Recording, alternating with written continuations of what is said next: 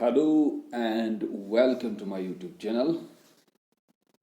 As you already know कि हमने जो वीडियो लेक्चर्स की जो सीरीज थी उसको हमने ऑलमोस्ट कंप्लीट कर लिया है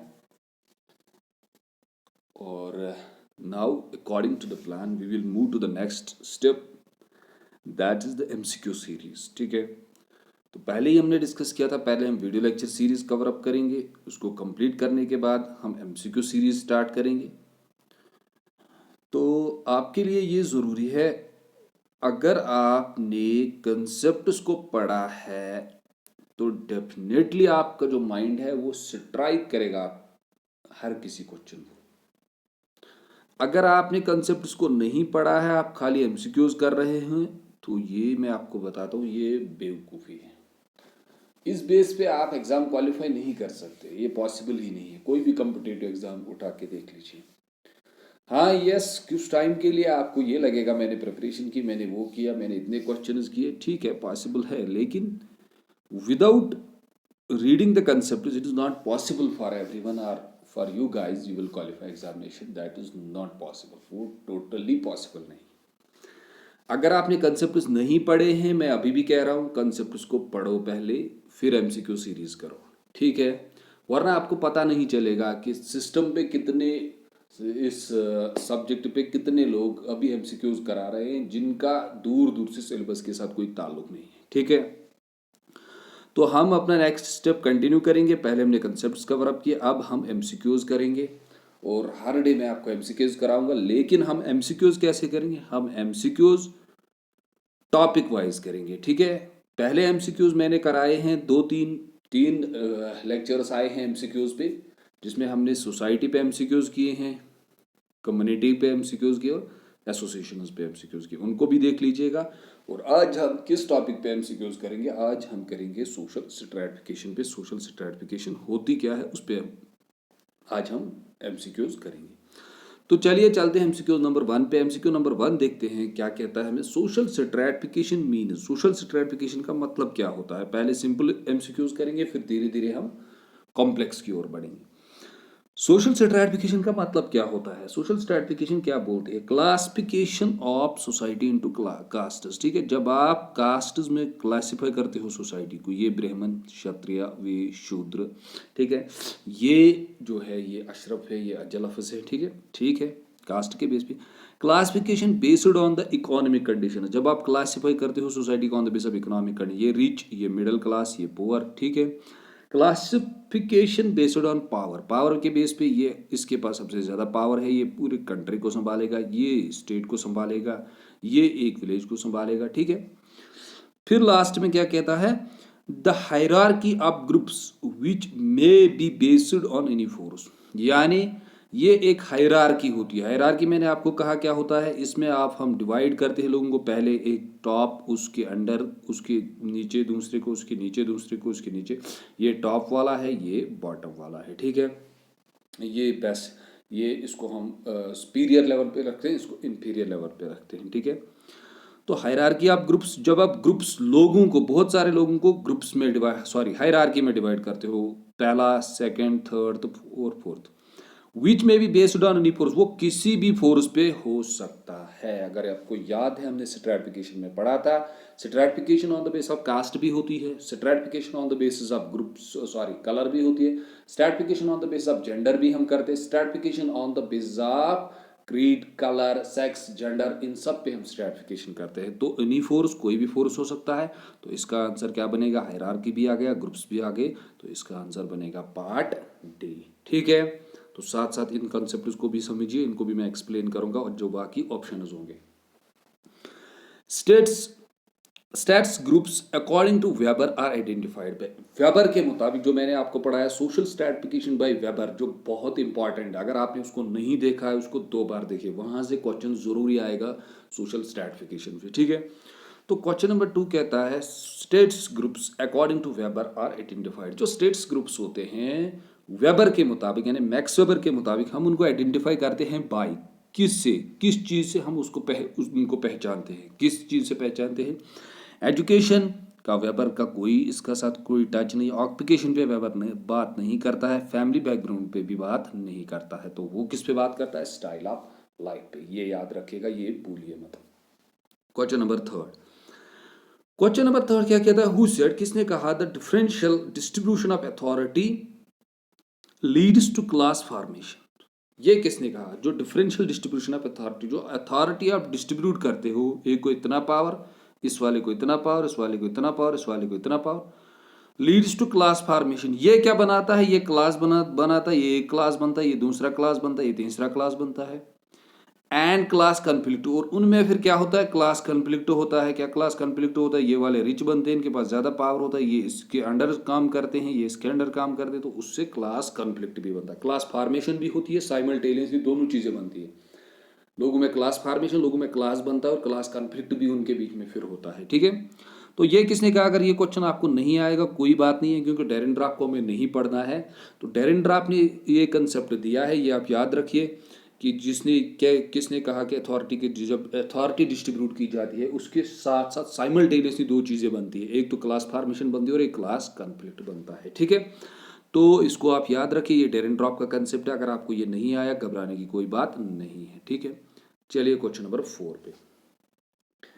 क्वेश्चन नंबर 4 क्या कहता है, which one of the following is not true statement about social strategy. इनमें से नॉट ट्रू को अंडरलाइन कीजिए। ये क्या कहता है, इनमें से ट्रू कौन नहीं है।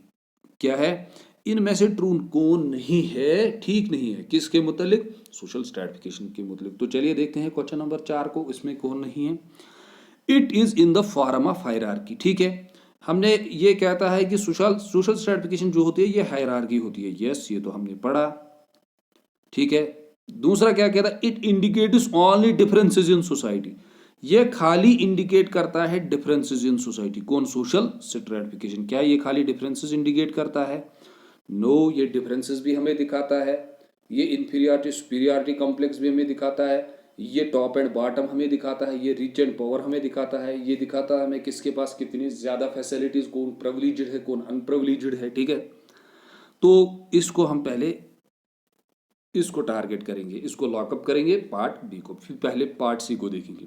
इट इंडिकेट्स रैंक, ये हमें रैंक दिखाता है, status of a person in society. ठीक है, ये हमें रैंक भी दिखाता है कि इसकी रैंक इस ग्रुप में है, इसकी रैंक इस ग्रुप में, स्टेटस भी हमें दिखाता है इन ए सोसाइटी में। It is based on the division of society into groups, और इसके साथ साथ हम लोगों का क्या करते हैं, डिवीजन, इसको इस डिवीजन में रखते हैं, दूसरे में, तीसरे में रखते हैं, चौथे में रखते हैं। ठीक है, ये भी इसका आंसर है, ये भी तो होता है, ये भी होता है सोशल स्ट्रेटिफिकेशन। तो फिर कौन सा इसका आंसर बनेगा, इट इंडिकेट्स ओनली डिफरेंसेस। ये खाली डिफरेंसेस ही नहीं हमें दिखाता, ये बहुत सारी चीजें हमें दिखाता है। कौन, सोशल स्ट्रेटिफिकेशन। तो इसका आंसर क्या बनेगा, पार्ट बी इसका आंसर बनेगा। ठीक है, क्वेश्चन को अप्रोच करना सीखिए, कैसे क्वेश्चन को निकालते हैं। ठीक है, कैसे क्वेश्चन को, जब हमारे पास क्वेश्चन आएगा अगर वो स्ट्राइक नहीं करता है, पता नहीं है, तो उसको कैसे हम वहाँ एक्सप्लेन करेंगे और कैसे उसका आंसर निकालेंगे। ये इजी होता है, आपको कोई एमसीक्यू सीरीज दिखाएगा, उसके पीछे उसके आंसर लिखे होंगे, ये इसका आंसर ये हो गया, ये इसका आंसर ये हो गया। एक एक जो उसका ऑप्शन है उसको कैसे डिकोड करेंगे, डिकोड मतलब उसको कैसे खोलेंगे, उसको कैसे एक्सप्लेन करेंगे कि खुद हमें लगे ना ये इसके साथ डील नहीं करता है। ठीक है, क्वेश्चन नंबर 5 क्या कहता है हमें, क्वेश्चन नंबर 5 कहता है social stratification is guided mainly by. Social stratification को कौन गाइड करता है, यानी कि सोशल स्ट्रैटिफिकेशन इस चीज पे चलती है, ये इसको रास्ता दिखाती है। क्या दिखाता है इसको, चलिए देखते हैं इसको। क्वेश्चन नंबर 5 को हम देखेंगे, religious feelings of the person. Religious feelings का इसके साथ कुछ लेना देना नहीं है, वो हमने कहीं भी, मैंने आपको नहीं पढ़ाया।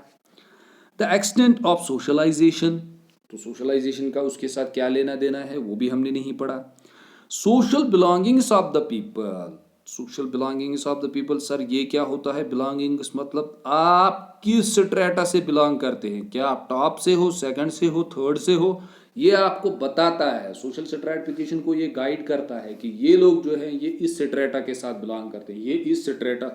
सर स्ट्रेटा मतलब जब आप लोगों को डिवाइड करते हो, top strata, second, third, fourth strata. ठीक है, तो इस क्वेश्चन को लॉक, इस आंसर को लॉक कीजिए।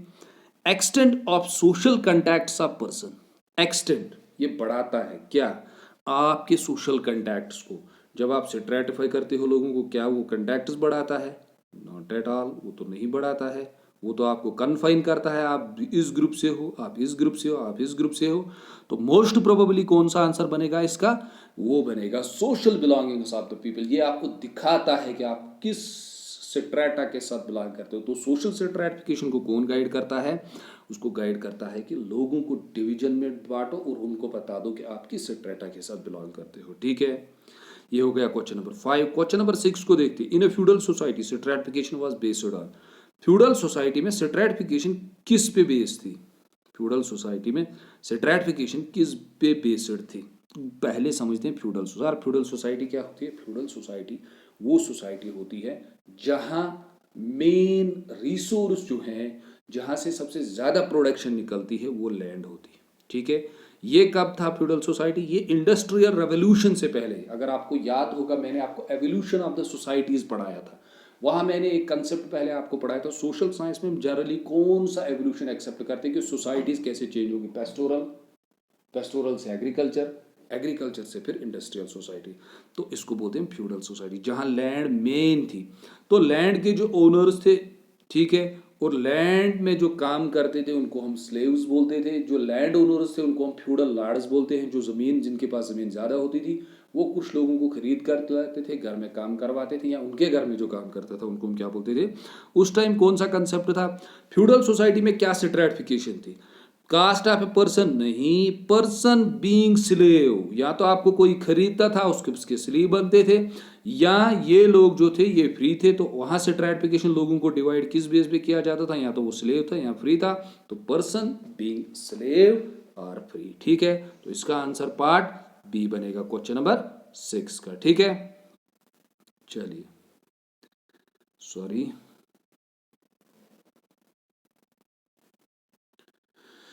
चलिए क्वेश्चन नंबर 7 को समझते हैं। क्वेश्चन नंबर 7 क्या कहता है हमें? क्वेश्चन नंबर 7 कहता है, in a feudal society one factor which responsible for social stratification. एक फ्यूडल सोसाइटी में आप एक फैक्टर बताइए जो रेस्पॉन्सिबल है सोशल स्ट्रैटिफिकेशन का, यानी कि जिसकी वजह से सोशल स्ट्रैटिफिकेशन होती थी। पहले ही मैंने आपको क्या कहा? फ्यूडल सोसाइटी कौन सी सोसाइटी है? जहां मेन रिसोर्स, जहां से ज्यादा प्रोडक्शन निकलती है, वो लैंड थी। तो रिलीजन, इसका कोई control. Approach to central power, ये अभी है। वेल्थ, ये तो मॉडर्न है। ठीक है, तो यहां क्या बनेगा? यहां एस्टेट बनेगा। सर एस्टेट क्या होता है? एस्टेट का मतलब होता है कंट्रोल ऑफ लैंड। अगर आपने फ्रेंच रेवोल्यूशन पढ़ा होगा, फ्रेंच रेवोल्यूशन में हम 3 एस्टेट्स पढ़ते हैं, first, second, third. First estate clergy, nobility, and third estate clergy, rich लोग, बिजनेस लोग, और आम लोग जो गरीब लोग थे, तो उनको हम थर्ड एस्टेट बोलते थे। ठीक है, तो फ्यूडल सोसाइटी में कौन सी स्ट्रैटिफिकेशन एक वन फैक्टर जिसकी वजह से स्ट्रैटिफिकेशन होती थी, वहां एस्टेट सिस्टम था। एस्टेट सिस्टम मतलब clergy, first estate, second estate और थर्ड एस्टेट, वहां लोगों को डिवाइड किया जाता था। कितने एस्टेट्स में? 3 एस्टेट्स में। तो वो क्या बनती थी? वही स्ट्रैटिफिकेशन बनती थी, वो मेन फैक्टर था वहां। ठीक है, चलिए क्वेश्चन नंबर 8 पे चलते हैं। Which one of the following is not functional unity of social stratification? ठीक है, सॉरी, फंक्शनल यूटिलिटी है इसका, ये फंक्शनल यूटिलिटी नहीं है। फंक्शनल यूटिलिटी का मतलब क्या होता है? फंक्शनल यूटिलिटी का मतलब हमें ये होता है कि ये काम नहीं करता है। कौन? सोशल स्ट्रैटिफिकेशन ये काम ये नहीं करता है। चलिए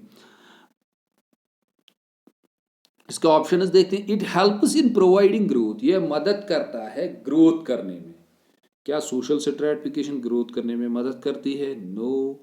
ये लोगों को डिविजन्स में उनको कन्फाइन करती हैं कि आपको इस एरिया से बाहर नहीं निकलना, आप इस कास्ट के साथ, आप इस स्ट्रेटा के साथ है। It develops a spirit of struggle, ये इनके बीच में एक स्ट्रगल डेवलप करता है। सर स्ट्रगल मतलब कैसे यहाँ पे ये डेवलप करेगा? स्ट्रगल मतलब जब ये लोअर कास्ट और अपर कास्ट में डिवाइडेड होते हैं, अपर स्ट्रेटा में डिवाइड होते हैं, तो जो लोअर स्ट्रेटा के वो हमेशा स्ट्रगल करते हैं, वो अपर स्ट्रगल में, सॉरी, अपर स्ट्रेटा में आए, उनका, उनकी लाइफ चेंज हो, उनका स्टेटस चेंज हो। ठीक है, ठीक है, ये तो है। It helps in deciding responsibility everyone in society, ये रेस्पॉन्सिबिलिटीज देता है। क्यों? क्योंकि जब आपको ब्राह्मण, क्षत्रिय, शूद्र के स्ट्रेटा में रखा जाता है, कास्ट, तो आपको क्या करना होता है? आपको एक रेस्पॉन्सिबिलिटी मिलती है, आपको उनका जो उनका सिस्टम है, वो रेस्पॉन्सिबिलिटी, वो काम। उसको छोड़िए, अगर आप सोसाइटी में देखेंगे अभी स्ट्रैटिफिकेशन में, अगर आपको हायर पोस्ट दिया जाता है तो उसके साथ साथ आपकी रिस्पॉन्सिबिलिटी भी होती है। ठीक है, ये आपको क्या देता है, ये आपको डिसाइड करता है responsibility in. It helps in allotting suitable positions and to suitable persons. किसी को आपने ज़्यादा पावर दे दिया, उसको जिसने आईएएस किया होगा वो डिस्ट्रिक्ट को चलाएगा, किसी डिपार्टमेंट को चलाएगा, ठीक है। तो उसका मतलब क्या होता है, इसका मतलब होता है ये उनको सूटेबल पोजीशन देता है, यानी जो उनका टैलेंट होता है, एक सूटेबल पर्सन को एक सूटेबल पोजीशन। किसी को आपने लवर क्लर्क रखा है तो उसका मतलब वो सूटेबल पर्सन को सूटेबल पोजीशन भी मिली है वो, ठीक है। तो ये क्या कहता है, ये अलॉट करता है suitable position to suitable person, ठीक है। अगर आप किसी डीसी ऑफिस में जाएंगे, डीसी आईएएस होगा, उनके अंडर जो डिपार्टमेंट के हेड होंगे वो केएस होंगे, उसके अंडर जो काम कर रहे होंगे वो ग्रेजुएट हो सकते हैं, ठीक है। उनके नीचे जो काम करे वो क्लर्क, वो जो ये होते हैं, जो उनके पियान बियान होते हैं वो 8th हो सकते हैं। तो उसका मतलब क्या है, सोशल स्ट्रैटिफिकेशन से सूटेबल पर्सन को सूटेबल पोजीशन मिलती है, ठीक है। ये भी ठीक है। तो इसका आंसर क्या बनेगा, it helps in providing growth. इससे ग्रोथ नहीं होता है, किससे, सोशल स्ट्रैटिफिकेशन से, ठीक है। ये समझ में आया। चलिए, social stratification, question number 9। Social stratification means breaking up of relationship between. Social stratification का मतलब होता है ब्रेकिंग अप ऑफ रिलेशनशिप। जब ये ब्रेक करता है रिलेशनशिप किन दोनों के बीच में, यानी ताल्लुक, इंटरैक्शन दो के बीच में, किस किस के बीच में ये करेगा, 2 इंडिविजुअल्स के बीच में, इंडिविजुअल्स को हम नहीं देखते हैं इसमें, ठीक है। 2 सोसाइटीज नहीं, 2 सोसाइटीज, हमारी society, Kashmir society, Indian society, या राजस्थान सोसाइटी, या हम बोलेंगे 2 डिफरेंट सोसाइटीज, ट्राइबल सोसाइटी, इनके बीच में ये नहीं करता है, उनको उनकी रिलेशंस को ये ब्रेक नहीं करता है। 2 नेशंस, नॉट एट ऑल। इसमें कौन से इन्वॉल्व होते हैं, 2 ग्रुप्स ऑफ इंडिविजुअल्स, ठीक है। ये ब्राह्मण, क्षत्रिय, वैश्य, शूद्र, तो इनके बीच में ये रिलेशंस ब्रेकअप करता है। जब आप इसको ब्राह्मण, क्षत्रिय, वैश्य, शूद्र रखते हो तो इनकी रिलेशंस अपने ही ग्रुप में सबसे ज़्यादा होती है, इनकी रिलेशंस फिर उस ग्रुप के साथ ज़्यादा नहीं होती है, ठीक है। तो ये इजी क्वेश्चन, इसका पार्ट डी आंसर बनेगा क्वेश्चन नंबर 9 का। क्वेश्चन नंबर 10 का आंसर क्या बनेगा, according to Karl Marx origin of social stratification lies. Karl Marx के मुताबिक सोशल स्ट्रैटिफिकेशन लाइज किस में करती है। मैंने आपको बार बार कहा है, जब भी आप कार्ल मार्क्स को देखेंगे, कार्ल मार्क्स को हम इकोनॉमिक डिटर्मिनिस्ट बोलते हैं। इकोनॉमिक डिटर्मिनिस्ट का मतलब क्या होता है, कार्ल मार्क्स ने सबसे ज़्यादा काम किया इकोनॉमी पे। कार्ल मार्क्स कहता है सोसाइटी जो है, इसका स्ट्रक्चर जो बनता है वो खाली इकोनॉमी की वजह से बनता है। सिंपल एग्जांपल मैंने आपको दी थी, मैंने आपको बोला था जिस तरह से ह्यूमन बॉडी में ब्लड है, तो ब्लड की वजह से सारी बॉडी बनती है, ब्लड ही सारी एनर्जी सर्कुलेशन क्रिएट करता है, सेल्स, ठीक है। तो ब्लड का जैसे रोल है, कार्ल मार्क्स सेम इसी तरीके से कहता है। ये एग्जाम्पल है कि इकोनॉमी जो है वो सारा आपका मैटर करेगा। आपका स्टेटस क्या है सोसाइटी में, वो आपकी इकोनॉमी आपका मैटर करेगा। आपका पावर कितना है, वो आपकी इकोनॉमी आपका मैटर करेगा, ठीक है।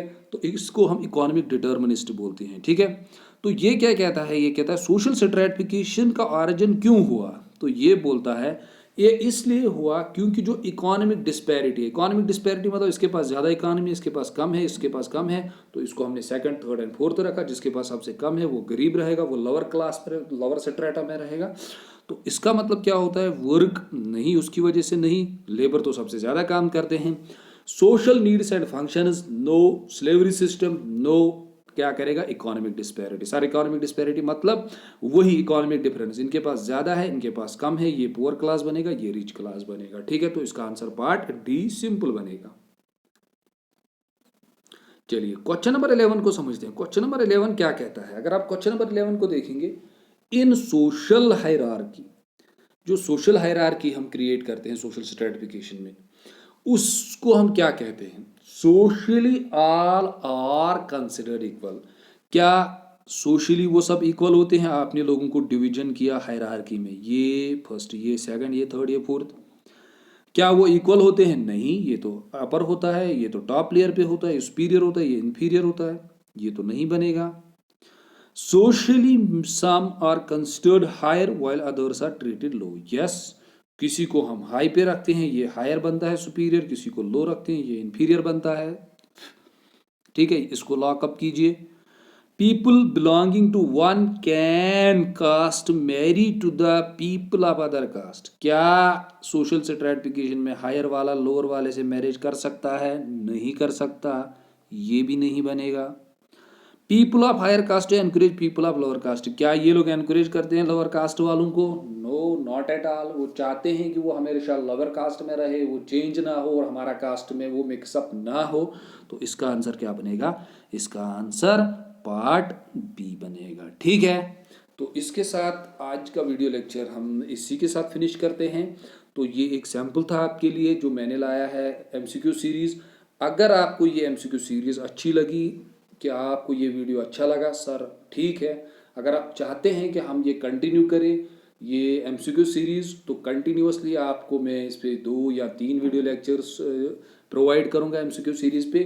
तो अगर आपको ठीक लग रहा है, इट इज़ ओके, आप चाहते हैं कि ये आ जाए, तो प्लीज़ कमेंट्स में बता दीजिए कि सर इसको कंटिन्यू कीजिए। कंटिन्यू लिखिए खाली, तो मैं इसको कंटिन्यू करूंगा। ये आपके लिए मैंने एग्जाम्पल रखा है, इसको आप देख लीजिएगा कि अगर आपको अच्छा लगता है तो मैं इसको कंटिन्यू करूँगा। Okay, thanks. और उसके साथ साथ जो बच्चे जिन बच्चों ने ग्रुप ज्वाइन नहीं किया, वो बच्चे ग्रुप ज्वाइन करें, और नेक्स्ट आने वाले डेज में इंशाल्लाह इस पे हम उसके साथ साथ और एमसीक्यू सीरीज़ भी करेंगे। थैंक्स, शुक्रिया, thanks to all of you.